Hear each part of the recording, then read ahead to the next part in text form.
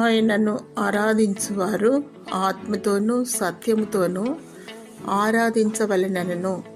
యోహాను సువార్త 4:24.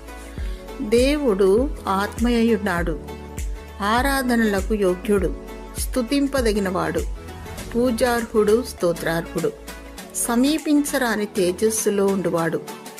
ఆయన పరిశుద్ధుడు, ఆకాశ మహాకాశములు పట్టజాలనివాడు, మొదటివాడు కడపటివాడు, ఉన్నవాడు అన్నవాడు, మహోన్నతుడైనప్పటికీ మానవ స్వరూపము దాల్చి ఈ లోకమునకు వచ్చాడు. మానవాళికి రక్షణ, విమోచన, సమాధానం అనుగ్రహించాడు. యేసు పొందిన దెబ్బల చేత స్వస్థత, ఆయన రక్తము ద్వారా విమోచన. దేవుడు నీకు రక్షణ, స్వస్థత, సమాధానము, సంతోషము అనుగ్రహించునుగాక. ఆమేన్.